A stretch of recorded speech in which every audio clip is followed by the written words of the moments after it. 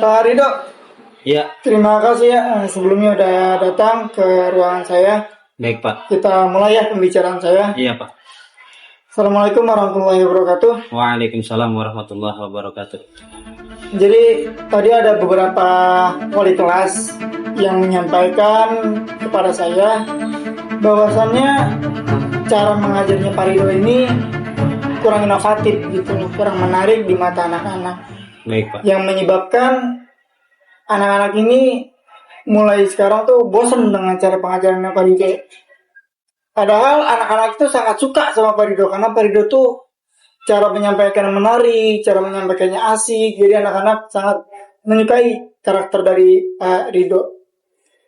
Tapi ya itu kembali lagi kita harus selalu berinovasi dalam hal mengajar agar anak-anak yang kita ajarkan itu selalu senang dan semangat dalam belajar. Gitu Pak Rido yang bisa saya sampaikan dari teman-teman wali kelas yang tadi. Baik Pak, kalau gitu nanti ke depannya agar saya inovasi lagi metode pembelajaran agar lebih tidak membosankan lagi Pak. Begitu Pak. Baik Pak Rido, sebelumnya saya juga minta maaf ya dengan cara menegur secara langsung ke Pak Rido. Iya Pak, baik Pak, nggak apa-apa. Terima kasih. Pak Rido. Sama-sama Pak. Semoga Makasih banyak kedepannya Pak. bisa lebih berinovatif.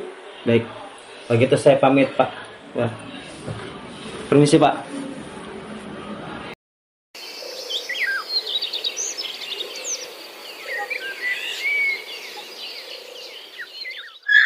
Aduh, pusing.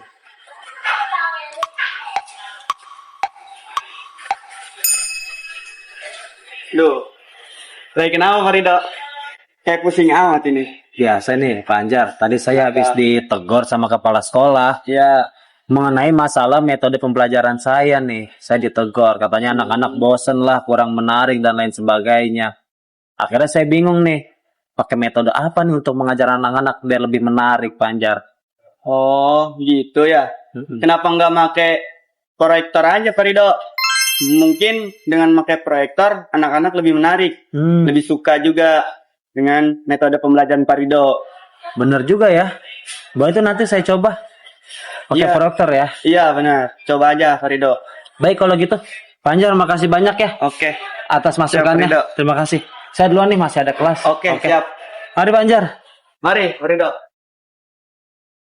Dari video yang tadi bisa disimpulkan itu adalah salah satu tantangan yang dihadapi oleh para guru-guru agar bisa memiliki metode pengajaran yang baik dan selalu berinovasi agar anak-anak peserta didik tidak bosan dengan cara guru tersebut mengajar. Maka dari itu selanjutnya adalah penjelasan dari kelompok kami yang akan menjelaskan tentang pemaparan materi proyektor, sejarah proyektor, dan cara penggunaan proyektor. Assalamualaikum warahmatullahi wabarakatuh. Pada kesempatan kali ini saya akan memaparkan atau menjelaskan tentang sejarah proyektor. Sejarah proyektor bermula sejak abad ke-17 dengan adanya lentera ajaib, perangkat yang menggunakan sumber cahaya dan lensa untuk memproyeksikan gambar.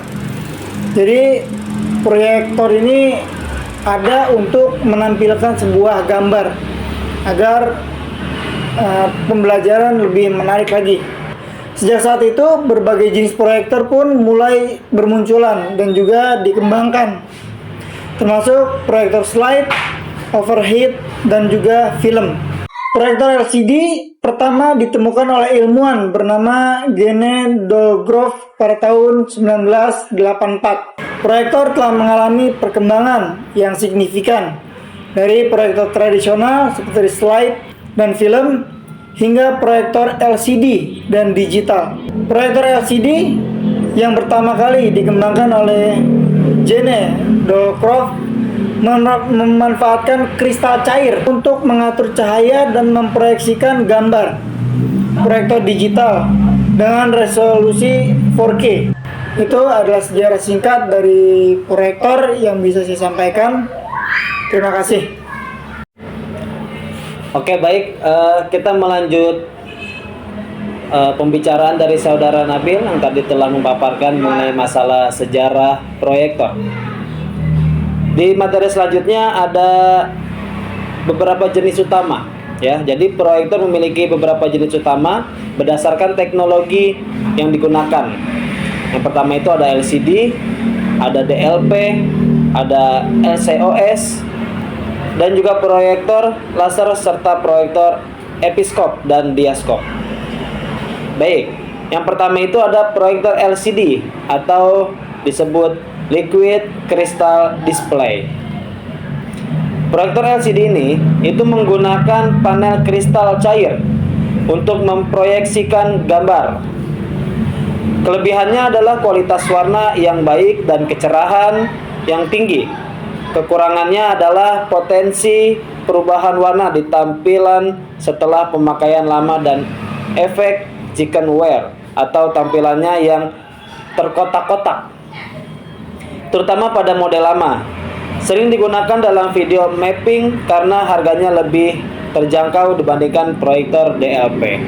Jadi yang pertama itu ada LCD, ya. Jadi ada kekurangan dan kelebihannya seperti yang tadi saya jelaskan. Nah, yang kedua ini ada proyektor DLP atau biasa disebut Digital Light Processing. Nah, proyektor DLP ini itu menggunakan teknologi cahaya digital yang menghasilkan gambar yang tajam dan kontrasnya yang tinggi. Kelebihannya adalah rasio kontras yang baik, ukuran yang lebih kecil dan ringan, serta desain chip tertutup yang tidak memerlukan filter debu. Jadi proyektor jenis DLP ini kemungkinan lebih bagus dibanding proyektor LCD gitu kan, karena kontrasnya lebih tinggi, terus gambarnya juga lebih tajam, lebih jelas dan lain sebagainya. Nah, untuk kekurangan proyektor DLP ini adalah sensitif terhadap perubahan tegangan listrik dan potensi kerusakan jika digunakan pada tegangan yang tidak stabil. Jadi proyektor DLP ini kekurangannya, kalau tegangan yang tidak stabil, itu dia sensitif perubahannya biasanya. Jadi untuk proyektor DLP ini harus menggunakan tegangan yang stabil agar perubahannya itu nggak sensitif dan aman, biar bisa lebih jelas dan kontrasnya lebih tinggi. Jadi itulah penjelasan singkat. Jadi ada beberapa macam proyektor yang tadi saya jelaskan, ada dua, yakni LCD dan DLP. Jadi kalau dibilang bagusan yang mana sih untuk kedua jenis proyektor ini? Jadi menurut saya lebih bagus jenis DLP karena yang pertama memang gambar lebih tajam, yang kedua ya memang kontrasnya lebih tinggi, lebih bagus gitu. Cuman ya itu kekurangannya, kita harus menyediakan tegangan listriknya itu yang stabil, jangan sampai tegangan listrik ini tidak stabil, ya. Mungkin untuk jenis-jenis proyektor itu aja yang bisa saya sampaikan. Kurang lebihnya mohon maaf. Terima kasih semuanya. See you next time. Dah.